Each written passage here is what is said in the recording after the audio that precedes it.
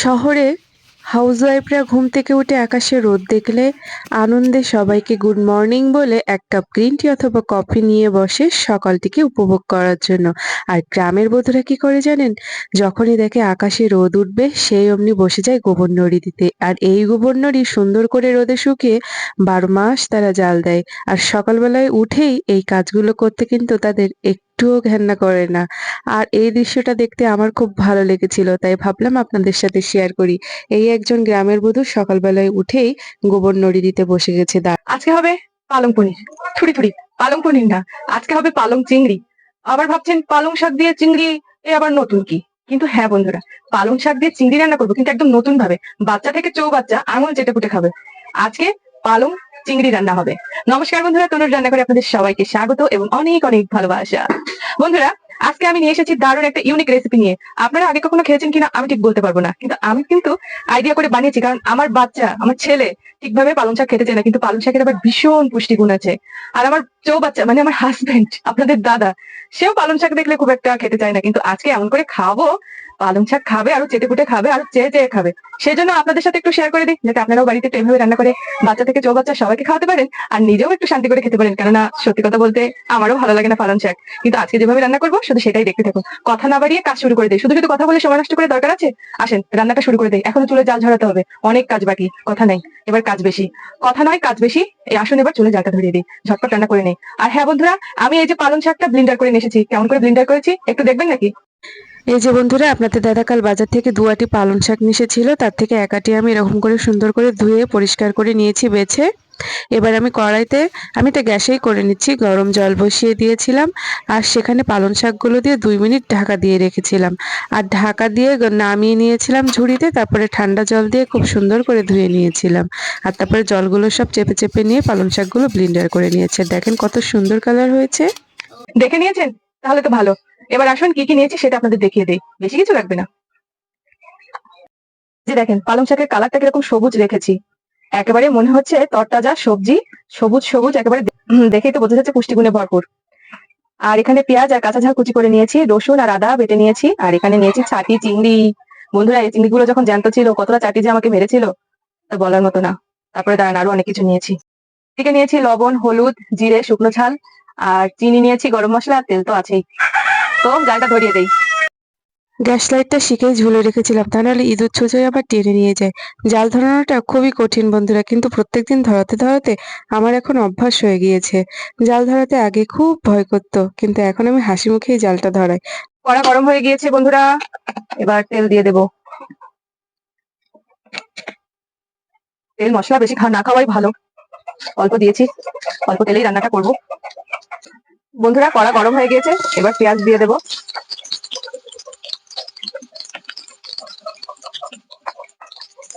পেঁয়াজটা ভাজা ভাজা করে নেব। পেঁয়াজ ভাজা ভাজা করে নিয়েছি, এবার আদা রসুন বাটা দিয়ে দেবো। আরো একটু দেবো।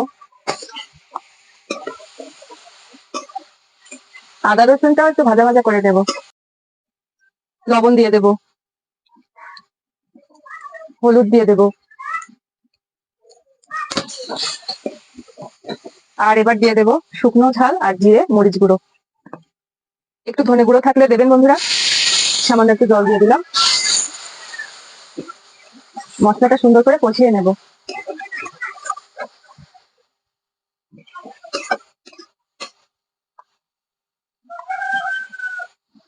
গোটা কাঁচা ঝাল দিয়ে দিলাম। আমি আর কেটে নিয়ে আসিনি, খুন্তি দিয়ে একটু কেটে কেটে দিচ্ছি। মশলাটা কষাতে হবে খুব সুন্দর করে। আর এবার কেটে ধুয়ে রাখা চিংড়ি মাছগুলো দিয়ে দেবো।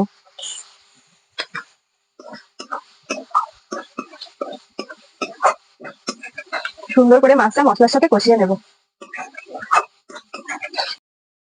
সামান্য একটু জল দিয়ে দেব, দিয়ে মাছটাকে হাফ সেদ্ধ করে নেব।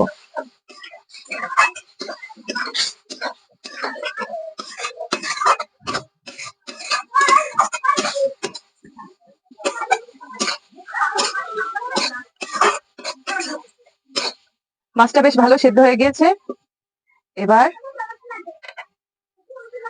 বেটে রাখা পালংটা দিয়ে দেবো।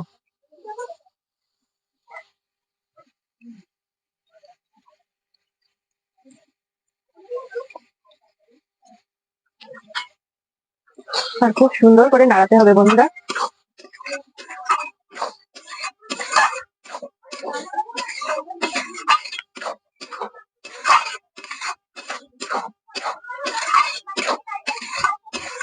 দেখেন কত সুন্দর কালার হচ্ছে।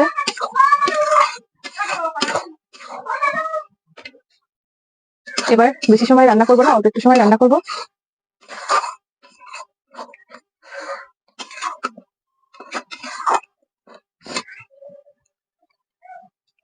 এবার একটু চিনি দিয়ে দেবো, অবশ্যই চিনিটা দেওয়ার চেষ্টা করবেন এবং দিবেন, না দিলে কিন্তু ভালো টেস্ট আসবে না।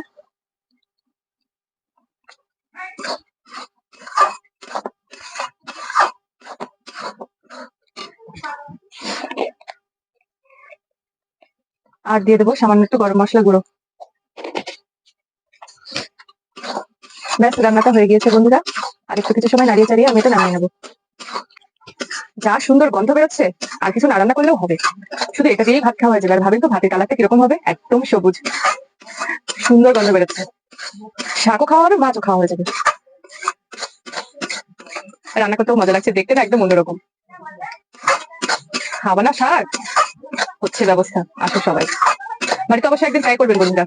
এটা অনেকে পনির দিয়েও করে, পনির তো দিয়ে সবাই করে, তো আমি ভাবলাম একটু চিংড়ি মাছ দিয়ে করি, কেমন লাগে। ভালোই হচ্ছে। আর অল্প কিছু সময়। বাচ্চাদেরকে এভাবে খাওয়াবেন, একটু কষ্ট করবেন, দেখবেন আপনার বাচ্চাটা পুষ্টি সবটাই পাবে। আর কষ্ট কি, একটু হালকা সিদ্ধ করেছিলাম 2 মিনিট, আর ব্লেন্ডার করে শাকটা নিয়েছিলাম এরকম করে। ব্লেন্ডার না থাকলে শিলেও বেটে নেবে।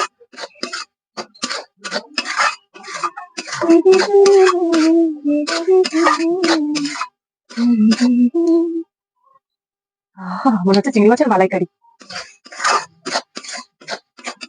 কড়ার গা থেকে ছেড়ে ছেড়ে দিচ্ছে, তার মানে মনে হয় হয়ে গেছে। যার বাটিটা ভালো করে ধুয়ে আনি, এই বাটিতেই সার্ভ করবো। বন্ধুরা হয়ে গিয়েছে, এবার নামিয়ে নেবো। কড়ার গায়ে থেকে ছেড়ে ছেড়ে দিচ্ছে, তো এরকম দেখতে হয়েছে।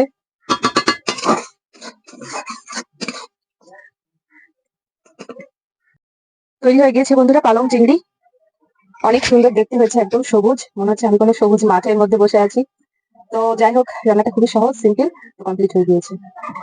পালং পনির টুকি টুকি, পালং চিংড়ি।